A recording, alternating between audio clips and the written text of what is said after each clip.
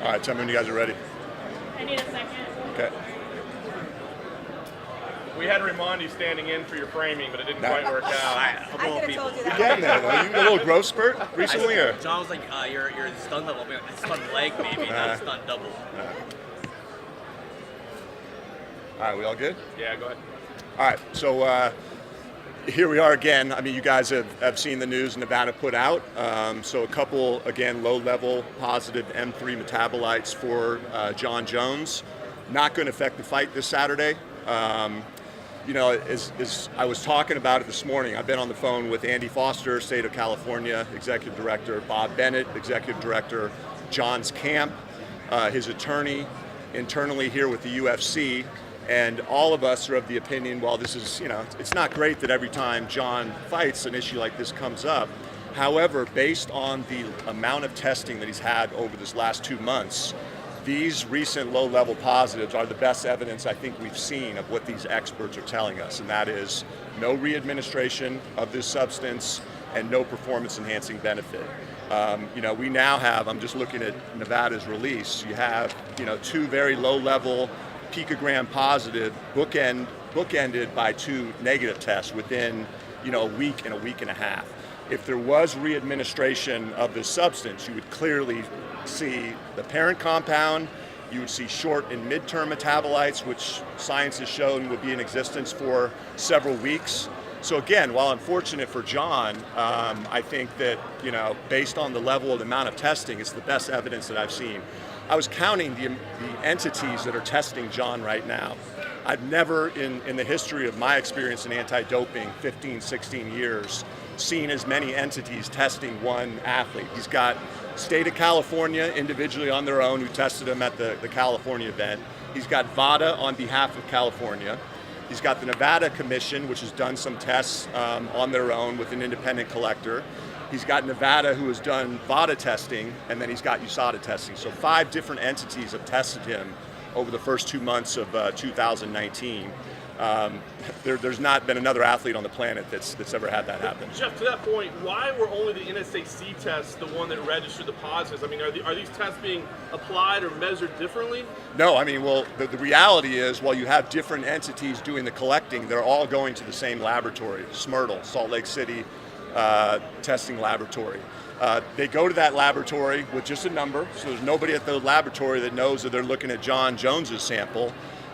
So when you look at all those facts together and you know, kind of see the layout of these negative, positive, negative, again, it's really solid science evidence of what these experts have been saying all along. And how about the dates, the 14th and 15th? As you said, bookended by clean tests. The theory, I guess, because we don't have exact science, is that the weight cut is what causes this pulsing. So why is it the 14th and 15th? What's the theory there as to why those show up and then afterwards it's not? It's a good question. I just got off the phone with John's camp, and who told me that that period of time was when he was peaking in his training. So, you know, typically a fighter getting ready for a fight will, you know, gradually increase that intensity, peak, and then maybe a couple weeks out, taper off so that they're, you know, fresh for the fight. And that was right in the heart of when John, what his camp has told me, was peaking in his training for this fight. And just one last question for me. I guess this is also kind of theory, but how long do we expect to keep seeing these results? Because I think people are concerned. I mean, is this a year, 2 years, 5 years, his career? How long do we expect to keep seeing these? That's the million-dollar question. I don't think science knows right now. But again, as I've stated publicly, John's not the only athlete that this is happening to. Not the only UFC athlete, and then certainly there's athletes that I've talked to, other sports entities, professional sports leagues, that have had it happen to them too. So it's becoming quite common, and I think it's just a circumstance that level, the sensitivity level of testing over the last couple of years has increased 10, not 100-fold. I mean, you're talking about, there's another professional sports league that detected a 1 picogram quantity of that M3 metabolite. So I think pretty soon, and I don't even know what the next lowest measurement level is, but I think pretty soon you're going to start seeing that when they can detect 1 picogram. Again, I've laid out the example, grain of salt cut 55 million times, one of those pieces is a picogram. When you can detect 1 piece out of 55 million, it's just an incredible sensitive level. So Jeff, just to be as clear as we can here, because John has been tested so many times, I think 9 times since the fight, so almost once per week, if he were taking anything actively, it would have shown up in one of those tests because it's being tested so often. Is that not correct? Correct. That's what every expert's telling me. And if you look back at the Rodchenko paper, the one guy that actually studied this and identified these compounds, he's identified short and midterm metabolites that would be around for 2 to 3 weeks. And now, throughout these 2 months, I don't think a week has gone by when he hasn't been tested. So to me, that's why this evidence now is so strong and so supportive that there was no readministration of this substance. Why was there a 10-month lull where you started to test John while he was suspended? So we're talking back, a year and a half ago. Yeah, that's an interesting, good question. So I think the first thing to note is, while you're right, there was, a gap when he wasn't tested. John didn't know that. John was still subject to testing. UFC didn't know that. Nobody called him and said, you're not going to be tested for this period of time. USADA doesn't necessarily share, they don't share with the UFC their, testing plans or protocol. For good reason, in case anyone at the UFC could have, a favorite or something. This is why the independence of this program is so important. There's no possibility that anybody could tip off a fighter for when they're going to be tested. So, that would be a better question directed to USADA. My guess would be they knew he was going to be suspended for a relatively long period of time. And, the reality is we only have a limited amount of tests. And are you going to devote, a lot of testing to someone who's not going to be fighting for a while, and with the plan of, hey, let's start 6 or 7 months out really testing heavily. I'm guessing that was their plan, but that would be a better question directed at them. Is that an incredible flaw in the program, though? You've got suspended guys that have, I guess, top 4 banned substances not getting tested for long periods of time. Shouldn't they be subject to more stringent testing rather than less? Well, that's one thing that we looked at, and that's why we've increased our testing numbers. So I think the percentage is 40 or 50%. So we were about 2,800, for the first part of our program, and I think now we're 4,500 to 5,000. Hindsight's 20/20, but yeah, I think going forward, certainly we've expressed to them that just what you're saying. Hey, even when someone's out on suspension, they should probably be tested pretty regularly. Yeah, I think the overall quantity is not as much the issue as seeing someone like Brock Lesnar tested once in Q1, John Jones tested twice in Q1. It just doesn't seem to make a whole lot of sense when you look at other athletes that have never had any sort of adverse testing get tested 4 or 5 times. Yeah, again, although on the other side, I'd say look at when those athletes are fighting and look at the lead up to that fight and the several months to that fight. And I think most science has shown when you use a performance-enhancing drug and stop, the returns are diminishing. And that's why under our program, an athlete who retires on his own and gets back in is required to be in there for 6 months before they can fight. So I think 6 months is that magic marker that even if you've used something, if you're off of it for 6 months, science has tended to show your returns are diminishing, if any, at the end of those 6 months. So Jeff, this is over, I guess, a year and a half now that this M3 long-term metabolite has been pulsing in John's system. Is there anything to be deduced about when that could have gotten in there, and also how much he could have ingested that could have kept it in the system for this period of time? It's a long time. Yeah, I don't think we know that yet, and certainly, in the lead up to this last one, he had every incentive to try to find what contaminated supplement it was, because likely if he was able to definitively show that, there would have been mitigating circumstances and that would have decreased that sanction. He couldn't, so what that tells me is he doesn't know or can't figure out why it happened. But yeah, all those are great questions. It's just it is one of the strangest compounds I've ever seen. Again, in my 15, 16, 17 years in anti-doping, I've never seen one like this. That initial violation in July 2017, right. At that point, everyone thought that this was something that he took relatively recently. But now, knowing what we know now, could it be something that he took in 2015 or 2014? Great point. Yep, great point that, we don't know that it immediately preceded that test. It could have been a year or two before that. There's just a ton of unknowns right now with how this metabolite acts. And again, I would remind everybody, never in the history of John's, testing program has a parent compound been ever been found, a short-term or a mid-term metabolite. It's always this long-term, strange-acting metabolite.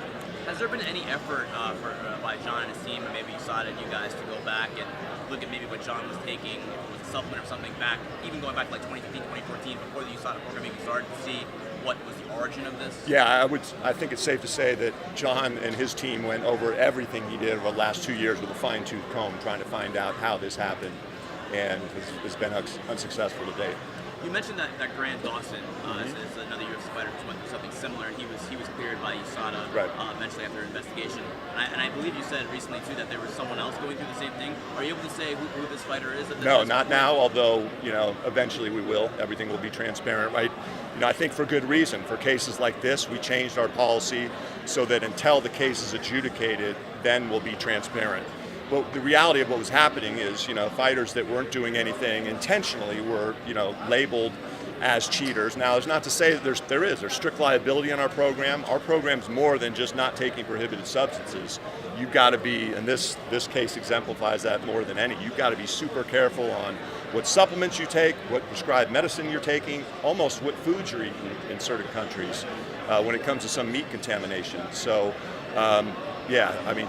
John's team is probably as careful a team right now, ensuring that what goes in his system is okay. And that unnamed fighter, is it also an oral trainable as the DH? M3 metabolite, correct. Metabolite, it's the exact same thing, essentially. Yep. Okay. Can I just ask as a point of clarity? The term double jeopardy has been used to explain why an athlete or John cannot be punished for the initial infraction when he's not being punished. Is that an across-the-board policy? Say again. Double jeopardy has been sort of used to explain, like, he was punished once, he can't be punished for that infraction again. Is that an across-the-board policy? Absolutely. I mean, think about it. It makes sense. You're not going to punish an athlete 2 times for the same activity. So yes. Although that does vary though, depending on what jurisdiction and what body you're in, because there's also strict liability that some leagues have where there is something found in someone's system. True, and I don't think his question was about strict liability. It was if, say you punish someone, as John was, for strict liability, if that is still showing up after a year or 2 and there's no evidence that there was re-administration, you wouldn't punish them again under the strict liability provision. Yeah, and that's across the board, absolutely. You mentioned he hasn't had anything aside from a long-term, a long-term test. Does that include UFC 200? Say that one more time? The positive test for UFC 200, I think that was for clomiphene. Those were different substances. Okay. Yep. So And you can go back. There's a publicly released arbitrator decision in that case, 40, 50 pages, which lays out all the facts in that case. The science was definitively able to show that it came from a tainted medication that he took. One he probably shouldn't have. He was punished for it. But again, in that case as well, no evidence exists that he intentionally did anything in both of these cases. All right, Jeff, good? Last thing, Yep. not John Jones related. Khalid Murtazalia recently, I guess, was suspended 2 years by USADA. Just want to ask you about that situation because he fought CB Dalloway in Moscow back in September. Was not tested. He was a short notice replacement. Was not tested leading into that fight.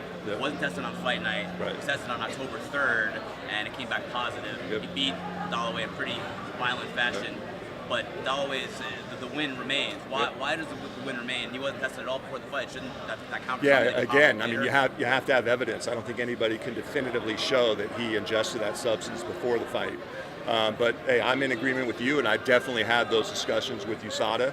That obviously the UFC's preference would be that does not happen going forward. Now, there's always a lot of variables when it comes to their ability to go out and collect a sample, especially when you're talking, we have 550 plus fighters spread throughout 46 countries. I got a picture a couple months ago from an athlete that USADA tested in a certain country that the testers literally had to walk up a 3-mile mountain to get to this guy and find him. So there's variables that often occur. I don't know necessarily they didn't attempt to, but sometimes things come up where they're unable to get a sample. Again, we definitely express to them our preference would be that new fighters, everybody's tested at least fight night, and I think our increased number of tests going forward now is going to help solve that issue to make sure that that's not happening going forward. Have you spoken to CB Dalloway since that news came We have spoken with him. Yep. He was pretty upset about it when it first happened, and he actually suspected at the time that this opponent was on steroids, and it ended up he was. Yeah. So has he calmed down? Yeah, I mean, you have to talk to him. I don't know if that's the case, but I get it. Thanks, guys. All right, thanks, guys. Thanks, Jeff.